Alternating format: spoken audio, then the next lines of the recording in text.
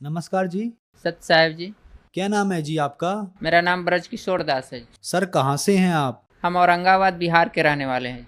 संत रामपाल जी महाराज से नाम दीक्षा आपने कब ली?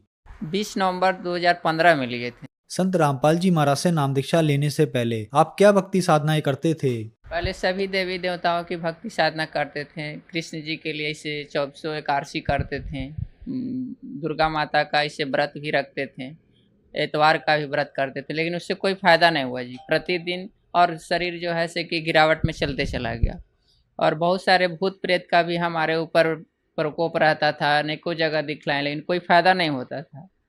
अनेकों जगह भारत के सभी मुख्य जो डॉक्टर होते थे, जैसे बनारस का पीएमसीएच पटना का है, दिल्ली एम्स का है, नासिक में भी बहुत सारे, यहाँ तक कि रामदेव स्वामी जी से भी जाकर के वहाँ भी बहुत से योगा वाला भी किए और उनका भी दवा खाएं, लेकिन कोई लाभ नहीं हुआ जी।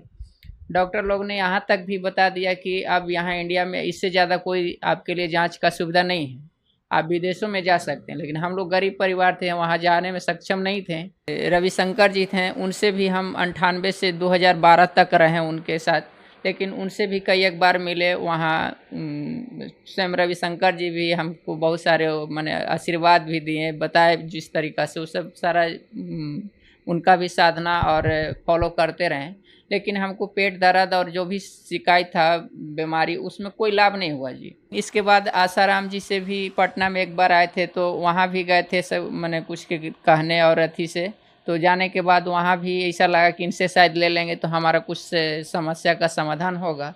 लेकिन 1-2 महीना तक उनका भी किए, लेकिन कोई लाभ नहीं हुआ। तो उनका फिर आत्मा स्वीकार नहीं किया। फिर सब पूजा पाठ जितने भी थे सभी गुरुओं को हम त्याग दिए जी। घर में इतना तक भी कहते थे कि कोई जिसे महीना में एक आध बार पूर्णमासी का होता था तो किसी होम जाप करने के लिए, तो हम कहें कि अब हमारा इच्छा नहीं है किसी भी देवी देवता का पूजा करने का। इतना करने के बाद भी हम दिन प्रतिदिन और सेहत खराब होते जा रहा है एकदम। बिल्कुल अंतर दिल से सभी देवी देवताओं को हम पूजा त्याग दिए थे जी।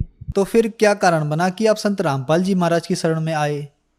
सर जी, एक हमारे परिचित के थे, जब हम कुछ दिन गीता जी का अध्ययन करते थे, जब टाइम मिलता था, तो गीता जी के पढ़ते समय में एक परिचित के लोग आए, वो बोले कि से आप गीता जी इतना पढ़ते हैं तो इसमें 2-4 ऐसे प्रश्न पूछें कि गीता जी का किसने उपदेश दिए, और उसमें ब्रह्मा विष्णु महेश की पूजा के लिए इस तरह से मैंने बताएं कि नहीं करना चाहिए। तो हमने उनसे कुछ वाद विवाद किए, उन्होंने उसी में दिखाए। तो हमको तो बिल्कुल ही होश उड़ गया कि हम जिसकी पूजा करें उसमें तो इतना सारा चीज़ इसमें वर्जित किया हुआ है। उसके लिए मैंने राक्षस बहुत तरह के बुरे शब्दों से नवाजा है। तो उसको देखने के बाद हमको किसी भी देवी देवता में बिल्कुल ही आस्था नहीं रहा। और तब फिर उस ज्ञान गंगा किताब को 1 सप्ताह में पढ़ें। उसमें एक चीज़ हम देखें कि साधना टीवी पर वो सत्संग आता है, तो जगन्नाथ मंदिर के निर्माण के बारे में सत्संग चल रहा था। मालिक संत रामपाल जी महाराज बता रहे थे, उसमें इंटरव्यू देखें, उससे हमको बहुत अंदर आत्मा से लग रहा था कि अब कब उनसे मिले, कैसे हमको उपदेश मिलेगा। तो उस पर जो पट्टी पर चल रहा था जो नंबर, उसको हम नोट कर लिए, और नोट करने के बाद सुबह होते ही हम कॉल लगाएं। तो उस समय कॉल पर बोलें कि ठीक है जी, आप आ सकते हैं, यहाँ आपको उपदेश मिल जाएगा। जो हमको सबसे फर्स्ट गाड़ी मिली थी, उसी गाड़ी से हम मैंने जनरल टिकट ही लेकर के और रोहतक चले गए, और वहाँ जाने के बाद उपदेश लिए। सर संत रामपाल जी महाराज से नाम दीक्षा लेने के बाद आपको क्या लाभ मिले? हमें पेट के दर्द से बहुत काफ़ी परेशानी थी, जो बुखार लगते रहता था। लेकिन सभी जगह अल्ट्रासाउंड, इंडोस्कोपी, एक्सरे लेने के बाद, सभी दवाइयों खाने के बाद भी कोई फ़ायदा नहीं हुआ था। ऐसे शुरुआत हम औरंगाबाद ज़िला से ही किए थे, और फिर गया में भी सबसे बड़े जो डॉक्टर थे YK सिंह, उनसे दिखलाए। पटना में डॉक्टर विजय प्रकाश हैं, उनसे भी दिखलाए। 6 महीना के लिए खाए, कोई दवाई फ़ायदा नहीं हुआ। फिर BHU में गए, वहाँ भी 6 महीना खाए दवा, वहाँ से भी कोई फ़ायदा नहीं हुआ। किसी ने बोले कि इसे आप दिल्ली एम्स में दिखा लीजिए, तो दिल्ली एम्स में भी गए, वहाँ सभी तरह के जांच हुआ, और वहाँ भी करीब सालों भर तक हम दवा खाएं। खाने के बाद भी कुछ फ़ायदा नहीं हुआ, और दिन प्रतिदिन हमको हर तरह से खाने पचने में बहुत परेशानियाँ, और दर्द उतना ही बढ़ते चला जा रहा था जी।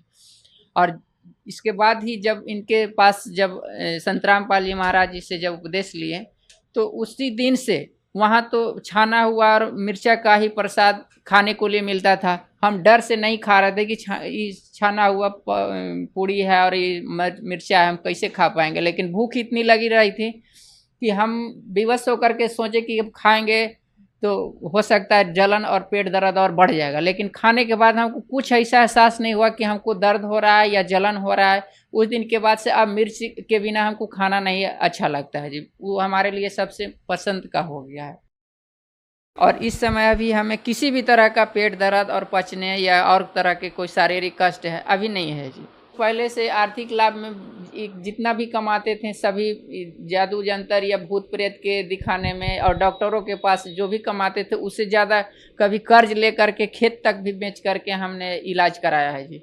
और आज के डेट में संत रामपाल जी महाराज के शरण में आने के बाद सब बीमारी ठीक हो गया जी।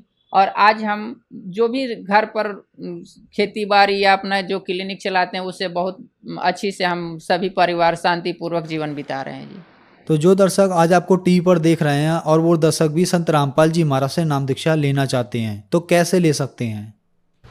सर जी, हम इसके बारे में यही सभी जनता या सभी व्यक्तियों से प्रार्थना कर सकते हैं कि जो भी किसी भी तरह से प्रेत बाधा या शारीरिक कष्ट या किसी भी तरह के भयंकर से भयंकर बीमारी या जो जिसको असाध्य बीमारी भी कहते हैं जी, वो अगर संत रामपाल जी महाराज से की शरण में आकर के सद्भक्ति अगर करें तो उनका भी इसी तरह से सभी लोगों को यहाँ आने के बाद सबका इस बीमारी और कष्ट का निवारण होता है। और सबसे बड़ी इस बीमारी से बड़ा है कि जो जन्म मरण का जो चक्कर चल रहा है, जो मोक्ष की बात है, वो और कहीं नहीं, सिर्फ संत रामपाल जी महाराज के अतिरिक्त इस दुनिया में कोई नहीं है जी। पूरे संत जो तत्वदर्शी संत हो जिनसे कि मोक्ष हो, एकमात्र तत्वदर्शी संत रामपाल जी महाराज ही हैं। और इनके शरण में आए और अपना जीवन का कल्याण कराएं। संत रामपाल जी महाराज का अनेकों चैनलों पर इनका प्रोग्राम आता है, सत्संग आता है। और सत्संग चलते समय नीचे पीली पट्टी पर बहुत से उसका 2-3 नंबर आते हैं, उसके नंबर पर संपर्क करके इनके जहाँ भी फॉलोअर्स हैं उनसे संपर्क करें और नज़दीकी जो नामदान सेंटर है वहाँ पर अपना नाम उपदेश ले सकते हैं। धन्यवाद सर। सत्य है।